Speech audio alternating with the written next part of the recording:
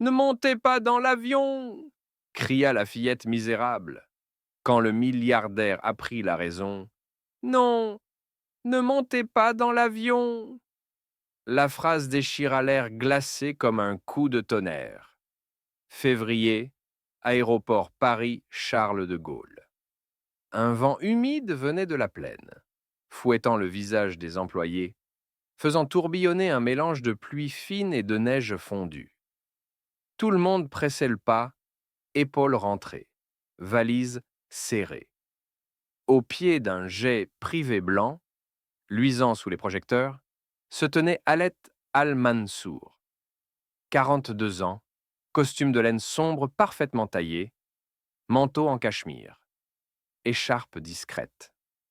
Milliardaire venu de Dubaï, propriétaire d'un empire qui allait des champs pétroliers du Golfe jusqu'aux start-up de la tech à San Francisco. Autour de lui, une ceinture de garde du corps en manteau noir, des journalistes français invités à immortaliser ce moment, et son partenaire sur place, Victor Perrin, businessman français chargé de l'accompagner à Paris. Aujourd'hui n'était pas un jour comme les autres. À 14h30, à l'Élysée, il devait signer un contrat de 10 milliards d'euros avec le gouvernement français. Énergie, infrastructures, programmes éducatifs dans les banlieues, un projet dont tous les médias parlaient depuis des semaines. Les caméras crépitaient, les journalistes lançaient des questions. Monsieur Al-Mansour, que représente pour vous ce contrat avec la France? Est-il vrai que vous voulez déplacer une partie de votre groupe à Paris? Avez-vous peur de la situation géopolitique actuelle? Allez, souriez. Répondez par des phrases courtes, contrôlées. Sa voix était calme, son regard sûr. Tout dans son attitude disait ⁇ Je maîtrise tout ⁇ jusqu'à ce qu'on entende ce cri. Non, ne montez pas dans l'avion! Au début, personne ne réagit. On aurait cru un bruit de fond, un enfant qui pleure. Puis, le cri se répéta, plus proche, plus perçant. Une petite silhouette surgit entre deux camionnettes de service. Une fillette, 8, peut-être 9 ans, manteau trop fin, troué, sans boutons, jeans râpés, baskets détrempées, des cheveux châtains emmêlés, attachés à la va-vite avec un élastique cassé. Ses joues étaient rouges du froid, mais ce n'est pas ça qui frappait le plus. C'était un de ses yeux gris-bleu, immenses, remplis d'une panique brute. Elle courait vers l'avion, glissant presque sur le sol mouillé. Non, s'il vous plaît, ne montez pas! Criait-elle en français. Les gardes du corps se mirent en mouvement en une seconde. Recule, petite! Zone interdite! 2 d'entre eux partirent vers elle pour la repousser. Mais la fillette ne ralentit pas, comme si sa peur était plus forte que la peur des adultes. Ce fut là que Alette la vit vraiment. Pas comme une gamine qui dérange le protocole, mais comme un visage. Ce regard ne lui demandait ni argent ni selfie. Il n'y voyait pas l'avidité habituelle, ni la manipulation. Il y voyait quelque chose qu'il connaissait très bien, l'intuition pure, celle qui lui avait souvent sauvé des milliards. Il leva la main. Stop, laissez-la approcher. Les gardes s'arrêtèrent, surpris. Le traducteur français chuchota. Monsieur, c'est sûrement juste une enfant des rues qui veut de l'argent.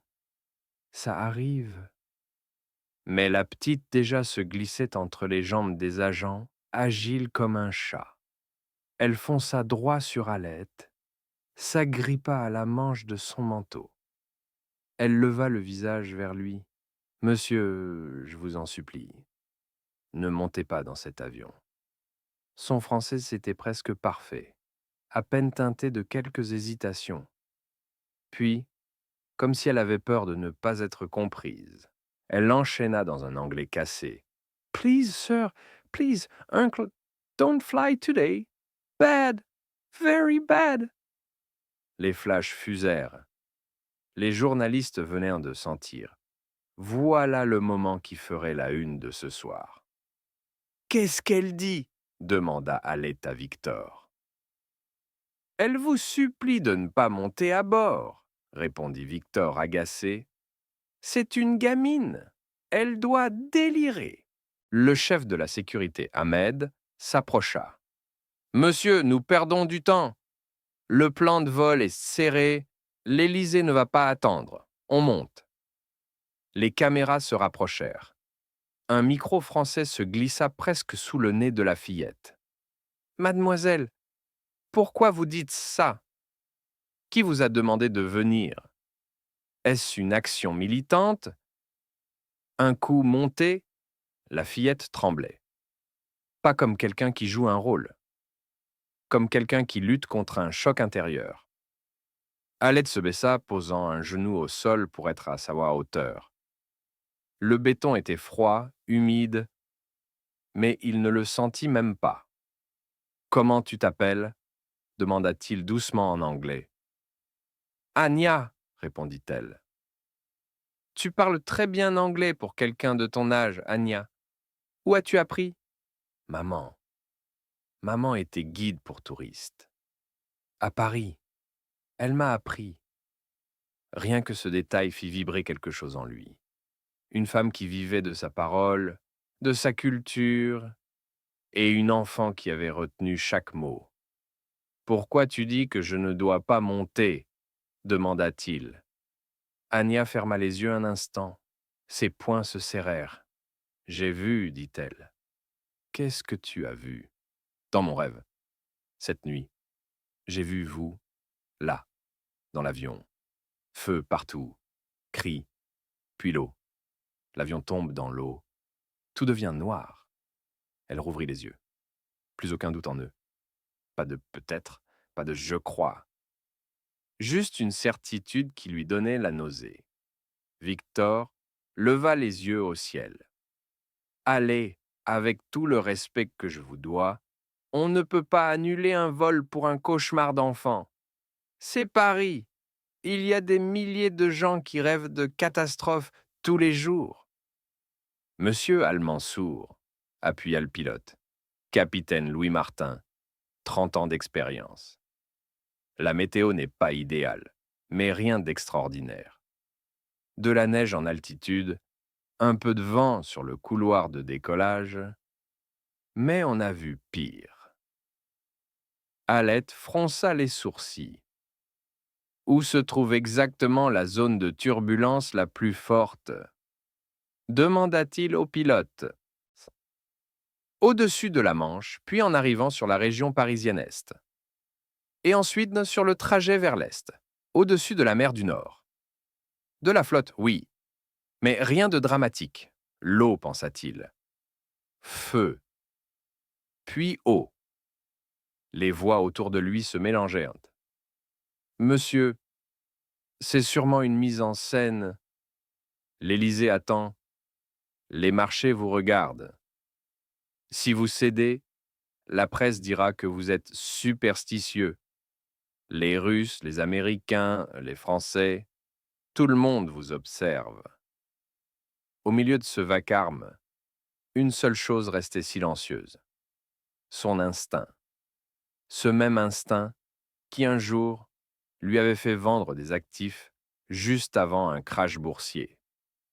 Qui l'avait poussé à annuler un investissement au dernier moment avant que la boîte ne s'effondre dans un scandale. Son grand-père lui revenait en mémoire. Vieil homme du désert, peau tannée par le soleil, qui lui disait « Mon fils, la plus grande erreur des hommes riches, c'est qu'ils écoutent plus les chiffres que leur cœur. Quand le cœur te crie d'arrêter, tu t'arrêtes. » Il fixa de nouveau Anya. « Tu as déjà vu des choses avant qu'elles n'arrivent ?» demanda-t-il. Elle hocha la tête, des larmes coincées dans ses cils. « Papa, » murmura-t-elle, « je l'ai vu mourir dans un rêve. Voiture, arbre, pluie. J'ai dit à maman, Elle a dit que c'était des bêtises. Le lendemain, il est mort comme ça. Depuis, je vois parfois des choses quand elles sont très mauvaises. Un silence tomba, épais, sur le groupe. Même les journalistes se taisaient. Le pilote toussa. Monsieur Al-Mansour, la tour de contrôle nous presse. Si nous ne décollons pas dans les 10 minutes, le plan de vol sera décalé. Nous devrons peut-être reporter à demain. Demain, répéta Alette. Il prit une longue inspiration. Le milliardaire rationnel, le stratège, l'homme des deals colossaux, fit un pas de côté et laissa parler l'homme qui tenait la main d'une enfant. On annule le vol, dit-il calmement. La phrase eut l'effet d'une bombe. Quoi? S'écria Victor. Monsieur, impossible, protesta Ahmed. C'est de la folie. Le président vous attend. Les médias, les marchés, les partenaires. Allais leva la main. J'assume. Les caméras crépitèrent 2 fois plus fort.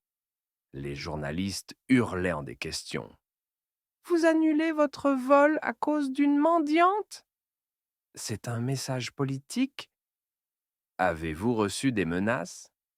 Craignez-vous un attentat? Les attachés presse tentèrent de contenir le chaos. Alette ignora tout le monde. Il ramassa la fillette dans ses bras.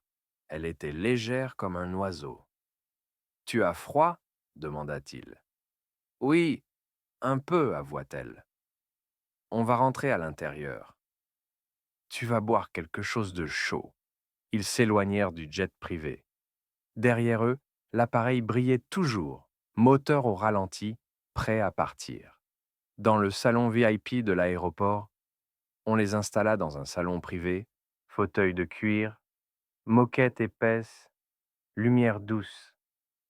On apporta à Anya une tasse de chocolat chaud, des vêtements plus chauds, une couverture. Elle tenait la tasse tremblante, buvait à petites gorgées, comme quelqu'un qui n'est pas habitué à avoir autant.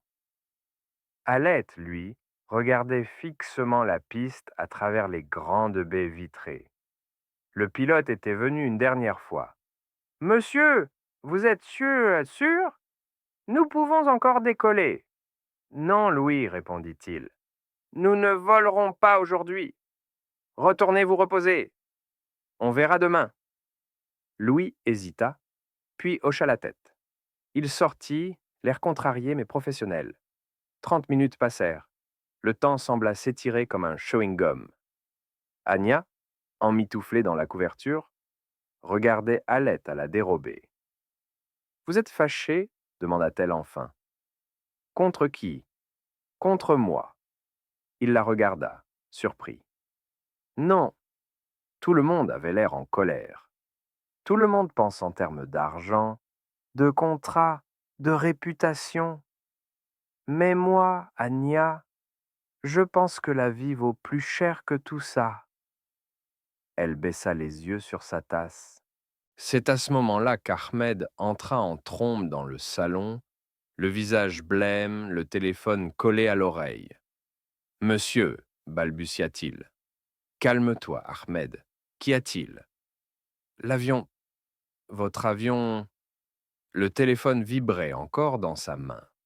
On entendait au loin une voix paniquée en anglais. « Parle, dit Alette doucement. Ahmed avala sa salive. Votre jet a décollé avec l'équipage comme prévu pour aller se repositionner. 15 minutes après le décollage, au-dessus de la mer du Nord, il a disparu des radars. Les gardes-côtes viennent de confirmer. Explosion en vol. Aucun survivant. Le salon sembla se mettre à tourner. Allais sentit son cœur se serrer dans sa poitrine. Pas pour l'avion, pas pour le contrat, pas pour les millions. Pour Louis, pour les membres d'équipage, pour ces hommes qui plaisantaient quelques heures plus tôt. Il posa lentement la tasse d'Anya sur la table, se leva, fit quelques pas vers la vitre. Dehors, le tarmac brillait, indifférent. Derrière lui, la petite voix d'Anya murmura. Je... Je ne voulais pas qu'il meure. Je ne voyais que vous. Je... Je suis désolé. Elle éclata en sanglots. Il se retourna aussitôt, revint vers elle, la prit dans ses bras. Tu n'es pas responsable, Anya. Tu as sauvé une vie. La mienne. Les autres ne dépendaient pas de toi. Les journalistes, bien sûr, étaient déjà au courant. Les notifications d'infos flash s'allumaient sur tous les téléphones. Drame, le jet privé d'un milliardaire de Dubaï explose en vol au-dessus de la mer du Nord. Miracle. Le magnate annule son vol au dernier moment. Une fillette pauvre aurait prédit la catastrophe. Les agents de sécurité vinrent demander un commentaire. Les chaînes d'infos réclamèrent des images. Khaled souffla, serra Anya un peu plus contre lui. « Je ne répondrai à aucune question maintenant, dit-il. Mais monsieur, le monde peut attendre. Elle, non. 2 heures plus tard, dans le même salon, la situation avait changé de nature. Les services de l'État français, les autorités aéroportuaires, les services sociaux, tout le monde voulait voir la fillette. Une femme entra, la cinquantaine, tailleur strict, manteau sombre, dossier cartonné sous le bras. Monsieur Almansour, je suis Madame Dubois, responsable des services de protection de l'enfance du département. Cette enfant est connue de nos services. Elle s'appelle officiellement Anna Moreau. Elle était placée en famille d'accueil, puis a fugué. Elle doit être placée en foyer. À ces mots, Anya se raidit, agrippa la main de Halette. « Je ne veux pas y retourner, chuchota-t-elle. Ils me frappent. Ils disent que je mens, que je suis folle. » Madame Dubois soupira. « Les foyers ne sont pas parfaits, mais ils sont mieux que la rue. »« Je veux rester avec lui, » dit Anya en serrant plus fort la manche d'Allais. Madame Dubois posa sur Allais un regard méfiant. « Monsieur, je comprends votre émotion, mais la loi est stricte. On ne confie pas un enfant à un étranger parce qu'il est milliardaire. Il y a des procédures. » Halette se leva, planta son regard dans le sien. « Je ne veux pas l'acheter, madame. Je veux la protéger. Cet enfant dort dans le métro, dans des caves. Elle vient de me sauver la vie. Elle a un don, une intelligence rare. Si vous la remettez dans un système qui la broie, c'est du gâchis humain. » Elle haussa les épaules. « Vous pouvez demander un accueil provisoire, mais cela demande des garanties, des fonds, des contrôles, des avocats. » Elle s'interrompit, consciente de ce qu'elle venait de suggérer. Il sourit doucement. « Les fonds, c'est ce que je maîtrise le mieux au monde. » Il se tourna vers Victor. « Trouve-moi les meilleurs avocats spécialistes du droit de la famille en France. Maintenant. » En quelques heures, un tsunami administratif se mit en route. Appels, signatures, coups de fil à des juges, à des préfets, à des ministres qui, pour certains, devaient beaucoup à Halette. Le soir, un accord provisoire fut trouvé. Halette serait tuteur temporaire d'Anya. Un dossier de placement en famille d'accueil à l'étranger serait étudié. Les services sociaux français suivraient le dossier de près. Quand on lui annonça cela, Anya restait sur le canapé, petite boule sous la couverture. « Ça veut dire quoi ?» demanda-t-elle. « Ça veut dire que, pour l'instant, tu viens avec moi, » dit Allais. « Tu ne retourneras ni à la cave, ni au foyer. Tu auras un lit, à manger, une école. Et une famille, si tu le veux. » Elle le fixa longuement. « Vous ne m'enverrez pas loin quand les journalistes ne parleront plus de moi ?»« Anya, répondit-il. Je viens de perdre des hommes que j'aimais bien dans cet avion. Si tu n'avais pas crié, j'y serais passé aussi. Je ne te dois pas une faveur. Je te dois ma vie. Je ne te laisserai pas. Les yeux de la fillette se remplirent de larmes. Elle hocha simplement la tête. D'accord, papa, se reprit-elle. Monsieur, il sourit. On verra pour papa plus tard.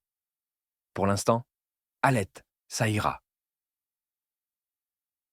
Avant de quitter Paris, Anya demanda une seule chose. On peut aller où j'habitais, juste prendre la photo de maman. C'est tout ce qui me reste. L'adresse était griffonnée sur un vieux papier. Rue de Belleville, 20e arrondissement. Sous-sol, porte métallique, escalier humide. La voiture noire les déposa devant un immeuble ancien, façade fatiguée. Un local technique, une lourde porte de métal taguée. L'odeur d'humidité les attaqua dès les premières marches. « C'est ici », dit Anya en descendant rapidement. Les murs suintaient, recouverts de moisissures vertes. On voyait des matelas sales, des bouteilles vides, des cartons empilés. Dans un coin sur une palette en bois, un semblant de lit. Des journaux, une couverture trouée, un sac plastique en guise d'oreiller. « Tu vivais là, seul ?» souffla Allé. « Depuis que maman est morte, oui, » répondit-elle simplement. Elle se pencha, souleva la palette, tira un petit sachet plastique bien fermé. À l'intérieur, une photo usée, pliée, un peu gondolée par l'humidité.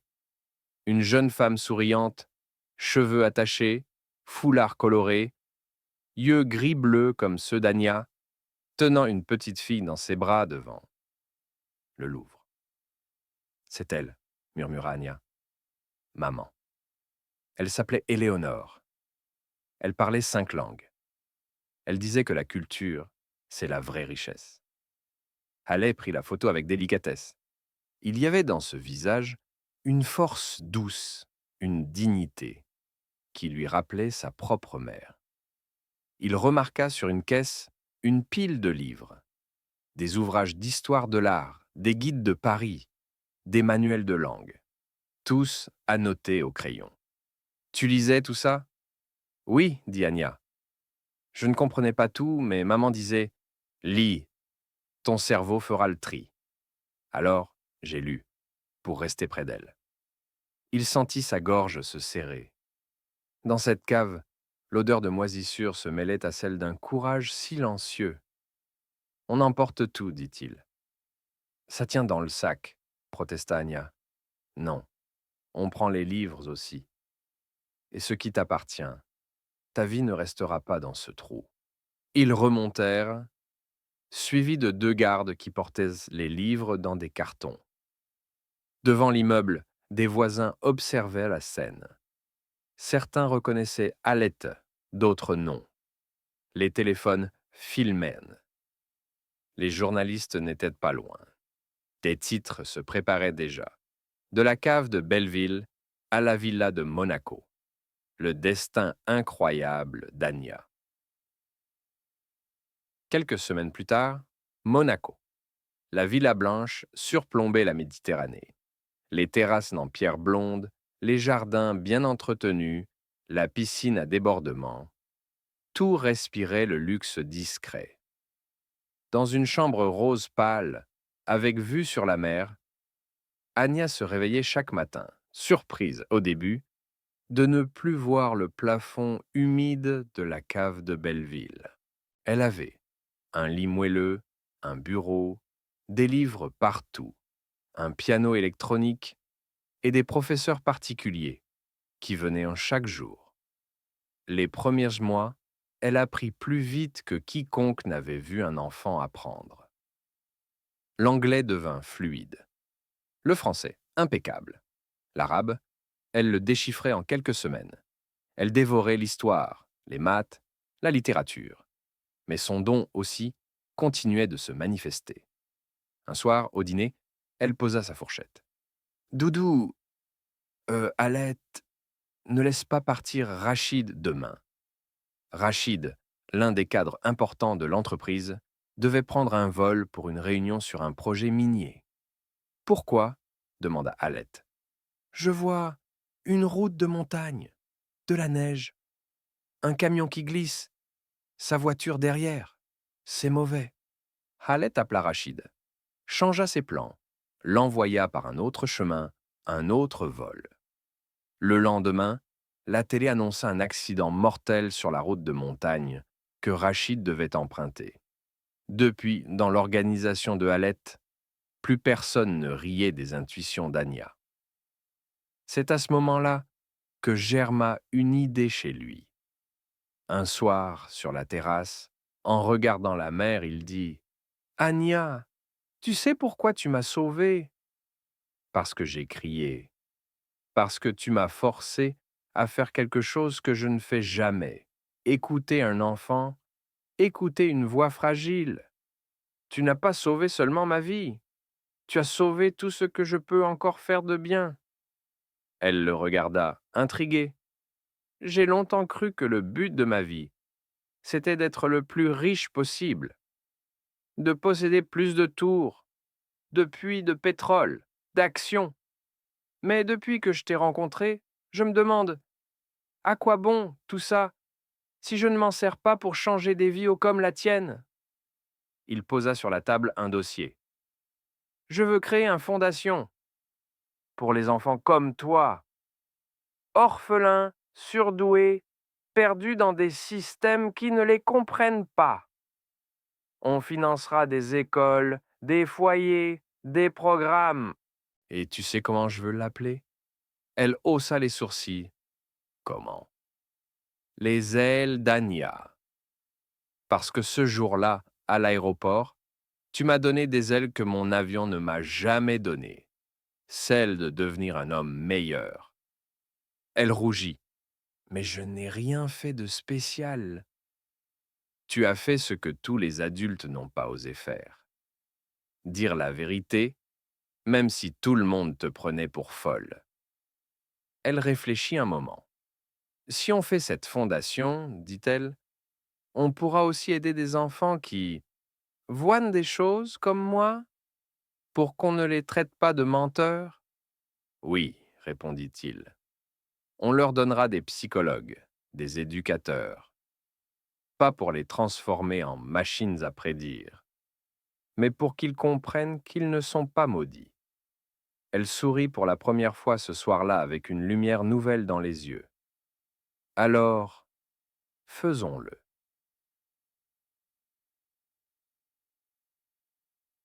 En 2 ans, les ailes d'Anya devint bien plus qu'une fondation caritative classique.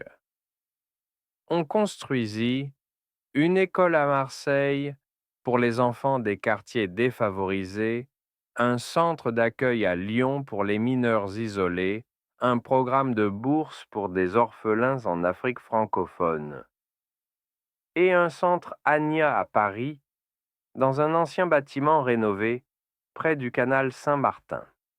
Anya, malgré son jeune âge, suivait tout. Elle lisait les dossiers, posait des questions simples mais tranchantes. Où va l'argent? Qui en profite vraiment? Sentait parfois d'un seul regard si un interlocuteur était sincère ou manipulateur. Son don, lui, prenait de l'ampleur. Elle avait aidé à retrouver une petite fille disparue à Nice, éviter un incendie dans une école au Maroc, empêcher Alette de signer avec une entreprise française impliquée dans un scandale. La rumeur de cette fillette qui voit ce qui va arriver circulait dans certains cercles, discrètement mais sûrement. Un jour, un appel surprit Alette. Le secrétariat de l'ONU. Monsieur Al-Mansour, ici le bureau du secrétaire général.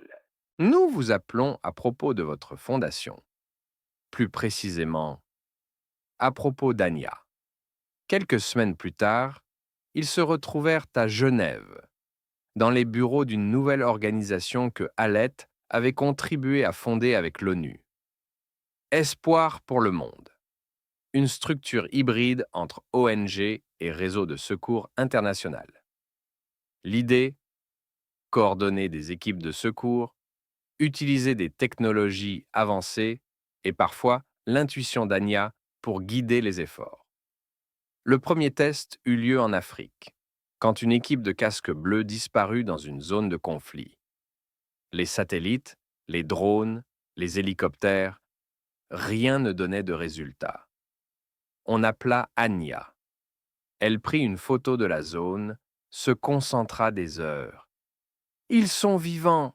dit-elle enfin, cachés dans une grotte, derrière une rivière asséchée, près d'un arbre tordu comme ça. Elle dessina l'arbre. Les équipes, sur le terrain, mirent 2 jours à trouver l'endroit. Les 20 soldats étaient là, déshydratés, à bout, mais vivants. Ce jour-là, Anya comprit que son don n'était pas seulement pour éviter des morts. Il pouvait aussi multiplier les chances de survie. Mon don n'est pas là pour prédire le futur, dit-elle à Hallett. Il est là pour le changer. Et moi, répondit-il. Mon argent n'est pas là pour m'acheter des yachts. Il est là pour rendre tes visions utiles à des milliers de gens. Ils venaient de trouver leur mission commune. Mais, plus la lumière d'Anya grandissait, plus elle attirait des ombres. Un jour, à Genève, Victor entra dans le bureau de Hallett, le visage fermé. « On a reçu une demande étrange, dit-il. »« De quel genre ?»« Une société de sécurité privée. Nom de code, Black Arrow. Officiellement, il protège des convois humanitaires. Officieusement, on les relie à des opérations très douteuses, en Afrique et en Amérique latine. Que veulent-ils ? Louer les services d'Anya. » Hallett sentit ses épaules se raidir. Qu'ont-ils dit exactement ? Qu'ils ont besoin d'aide pour retrouver un chargement perdu en Colombie. Ils offrent 10 millions de dollars à la fondation et ils laissent entendre que refuser pourrait avoir des conséquences regrettables. Une réunion fut organisée, sous haute sécurité. Dans la salle de conférence, un homme entra. Grand, cheveux grisonnants, costume parfaitement ajusté, regard froid. Sur sa main gauche, une longue cicatrice blanche, comme une ligne de feu mal refermée. « Monsieur Al-Mansour, » dit-il avec un sourire calculé. « Je suis Robert Steele. »« Vous avez un nom très symbolique, » répondit Hallett, distant. « Que puis-je pour vous ?» Steele projeta des images sur l'écran. Jungle dense de Colombie, piste boueuse, entrée bouchée d'une ancienne mine. Ici se trouve un chargement très précieux, dit-il. Matériel médical pour un hôpital, officiellement. Le convoi a disparu. Des vies sont en jeu. Nous savons que votre fille a un talent particulier. Le mot « talent » glissa dans la pièce comme un serpent. Anya n'est pas une machine à scanner la planète, dit Hallett. Elle est une enfant. Elle choisit à qui elle veut aider. Évidemment, répondit Steele. Nous respecterons tous vos protocoles. Nous voulons simplement une orientation. Un rêve, disons, un pressentiment. Après la réunion, le soir, Hallett expliqua tout à Anya. Elle l'écouta en silence, puis ferma les yeux. Quelques secondes suffirent. « Il ment, dit-elle. À quel sujet ? Ce n'est pas du matériel médical. C'est quelque chose de lourd, métallique, qui fait peur. Dans des caisses avec un symbole, comme un soleil, mais qui brûle. » Elle dessina sur un papier le signe international de la radioactivité. Hallett sentit une sueur froide dans son dos. « Et les médecins, là-bas ?»« Il n'y en a pas. Juste des hommes avec des armes. » Ils comprirent tous les deux. Le chargement n'était pas des appareils médicaux. C'était du matériau radioactif, destiné à fabriquer une bombe sale. Nous ne l'aiderons pas, dit Alette. Il va être en colère, avertit Anya. Nous ne vendrons pas ton don à ceux qui veulent le tuer. Comme prévu, Steele ne prit pas bien le refus. Les systèmes informatiques d'espoir pour le monde furent attaqués par des hackers. On repéra des drones planant près de la villa suisse où vivaient Anya et Alette. Des voitures inconnues s'arrêtaient trop longtemps non loin du portail. Les services de sécurité suisses et l'Interpol furent mis au courant. L'information sur la bombe sale intéressait beaucoup de monde. Finalement, un agent américain, David Cole, proposa un plan. « Nous avons une chance de l'arrêter », dit-il à Alette. « Mais il nous faut la collaboration d'Anya. » La jeune fille, qui écoutait, intervint. « On lui donne ce qu'il veut, mais avec vous derrière, dit-elle. »« Explique, » demanda Cole, intrigué. « Je lui dis où est le chargement. Il va y aller. Mais au lieu d'y trouver seulement ses caisses, il trouvera vous. » Le plan fut accepté. Une nouvelle rencontre avec Steele fut organisée. Cette fois, Anya ne serait pas présente. Elle avait vu son visage, son aura, dans son premier rêve, et cela suffisait. Dans la salle, Alette lui tendit un papier. « Voici ce que ma fille a vu. Une ancienne mine, près de la côte, non loin de Carthagène. L'entrée est bouchée, mais on peut passer par un conduit de ventilation, côté nord. » Steele lut, ses yeux brillèrent. « Excellent, nous partirons dès ce soir. » Dès qu'il sortit, Alette appela David Cole. « Il a mordu, dit-il. »« Nos équipes qui sont déjà sur place, » répondit Cole. « On l'attendait. » C'est là que tout devint dangereux. Dans une salle blindée en Suisse, un mur entier était couvert d'écrans. Cartes, flux vidéo, communications cryptées. Ale et Anya étaient assis côte à côte. Au bout du fil, dans la jungle colombienne, la voix de David Cole. « On les voit, dit-il. Steele est là avec une vingtaine d'hommes armés, et au moins 3 types qui ne sont pas de chez lui. Probablement des représentants de l'organisation qui veut acheter la marchandise. » Anya tremblait légèrement. Ses yeux se fermaient et s'ouvraient au rythme de sa concentration. « Ils approchent de la mine. Maintenant, dit-elle, avant même que Cole ne le confirme. Ils ont un gros générateur. C'est important pour eux. Ils ne peuvent pas faire ce qu'ils veulent sans ça. »« Que font-ils avec ce générateur » demanda Alette. « Ils alimentent leurs outils, leurs appareils de soudure, leur système de contrôle, » répondit Cole. « Sans lui, ils peuvent toujours emporter les caisses, mais pas assembler la bombe ici. » Anya prit la main de Alette. « Le générateur était leur point faible, » dit-elle. « Il est près d'un grand arbre avec des fleurs blanches. Il faut le détruire. » Elle décrivit le lieu avec une précision stupéfiante. Les agents sur place trouvèrent exactement ce qu'elle avait vu. La manœuvre pour placer des explosifs fut risquée. Anya, les yeux fermés, guidait presque les hommes. « Pas par là, à gauche.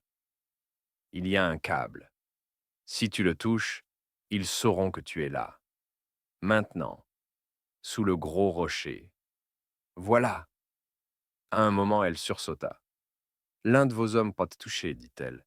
Il s'appelle Rodriguez. Il saigne. Il ne doit pas ramper tout droit.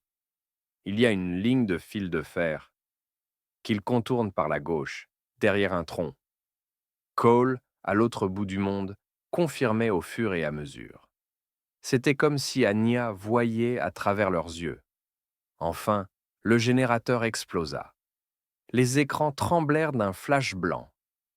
Générateur détruit, annonça Cole. Ils sont désorganisés, ils paniquent. Mais la bataille n'était pas finie. Anya pâlit. Il devient fou, murmura-t-elle. L'homme avec la cicatrice. Il crie. Il veut tout faire sauter ici. Il dit, s'ils ne sont pas à moi, ils ne seront à personne. Cole, cria Alette. Il veut faire exploser les caisses sur place. On les attaque maintenant, répondit Cole. Les minutes suivantes furent un mélange de cris, de tirs, d'ordres. Et Anya ne voyait plus clairement. Trop d'émotions, trop de chaos. Je ne vois plus, dit-elle, mais je sens que quelqu'un fait quelque chose de bien. Un homme avec un accent espagnol, il se jette sur quelque chose, il empêche. 1 heure plus tard, le résultat tomba. Mission accomplie, annonça Cole. Steele est mort en tentant d'activer les explosifs. Ces hommes sont neutralisés ou arrêtés. Les caisses sont sécurisées. La bombe ne sera jamais construite. Anya éclata en larmes. Pas des larmes de peur cette fois. Des larmes de soulagement. On les a sauvés, dit-elle en sanglotant.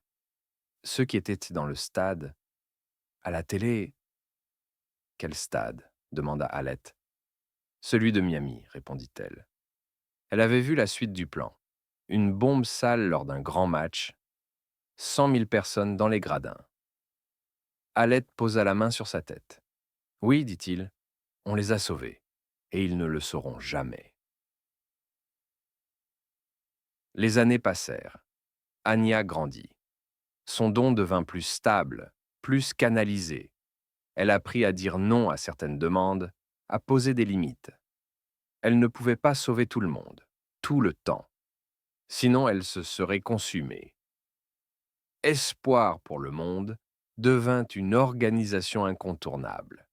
Plus de 10 000 vies sauvées dans des catastrophes, des centaines d'enfants adoptés, des milliers d'écoles, de dispensaires, de lieux d'accueil. Les plus grands journaux titraient « Le milliardaire qui a décidé d'acheter autre chose que des yachts. Une fille de Belleville qui change la planète. » Un jour de décembre, à Oslo, Anya monta sur scène. Elle avait 16 ans, une robe simple, les cheveux relevés en chignon.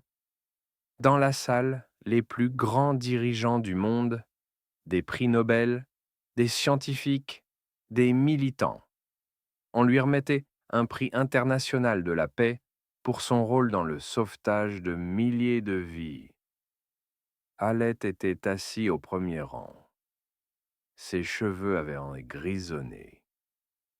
Ses yeux, eux, brillaient comme au premier jour. Anya prit la parole en norvégien, en anglais, en français. Elle alterna sans effort. Il y a 8 ans, dit-elle.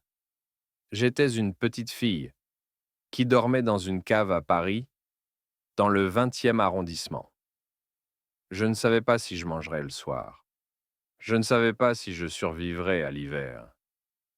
Tout ce que j'avais, c'était une photo de ma mère et des rêves qui faisaient en peur aux autres. Elle marqua une pause.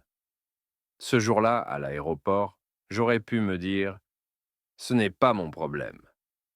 Mais ma mère m'avait appris une chose. Si tu vois quelqu'un en danger et que tu te tais, tu fais partie du problème. Elle regarda Alette. Cet homme-là m'a écouté. Il a fait ce qu'aucun adulte n'aurait fait. Il a annulé un vol de plusieurs millions à cause d'une gamine en haillons. Ce jour-là, je lui ai sauvé la vie. Mais la vérité, c'est que ce jour-là, il a sauvé la mienne aussi. Parce qu'il m'a sorti de la cave. Mais surtout, il m'a donné une raison d'utiliser mon don. Elle sourit. On dit souvent que les riches sont ceux qui possèdent de beaucoup d'argent. C'est faux. Les plus riches sont ceux qui utilisent ce qu'ils ont pour que les autres puissent vivre, apprendre, aimer. Qu'il s'agisse de milliards, de temps, de talents ou de rêves bizarres, La salle se leva pour une ovation. Après la cérémonie dans leur chambre d'hôtel, ils burent un chocolat chaud, un rituel qui n'avait jamais changé depuis le salon VIP de Roissy. Tu te souviens de ce que tu voulais avant de me rencontrer, demanda Anya en se blottissant dans un fauteuil.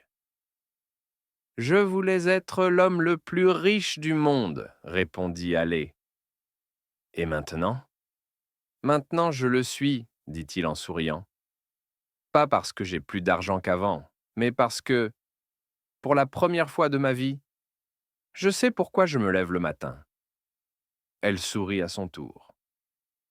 Tu sais, Doudou, parfois je repense à ce jour à l'aéroport et je me dis, si j'avais eu peur, si j'étais resté dans mon coin, tu serais monté dans l'avion, tu serais mort, et tout ça n'existerait pas. Et moi, répondit-il, je repense à ce jour en me disant, si je n'avais pas écouté une petite voix venue de nulle part, je serais passé à côté du sens de ma vie. Ils restèrent en silencieux un moment, à regarder la neige tomber derrière les grandes vitres d'Oslo. Ce qu'Anya a fait ce jour-là à l'aéroport, ce n'était pas de la magie. Ce n'était pas un super pouvoir Marvel. C'était un geste simple. Une petite fille pauvre qui a vu quelqu'un en danger et qui a eu le courage de crier. Le reste, les fondations, les écoles, les vies sauvées, les prix, n'est que la conséquence de ce moment-là. Tu n'as peut-être pas de vision, tu n'as peut-être pas des milliards, mais, comme Anya, tu as une chose que personne ne peut t'enlever, la possibilité de ne pas te taire quand tu vois une injustice, un danger, une souffrance. Quelqu'un dans ton entourage s'accroche à un avion qui va le détruire, une relation toxique, une addiction, un business douteux, une décision suicidaire. Tu peux faire deux choses, le laisser monter ou être cette voix gênante qui dit « Ne monte pas, s'il te plaît, pas comme ça, pas aujourd'hui ». Peut-être qu'il t'ignorera, peut-être qu'il se moquera, mais peut-être que, comme Alette, il se souviendra de ta phrase jusqu'à la fin de ses jours.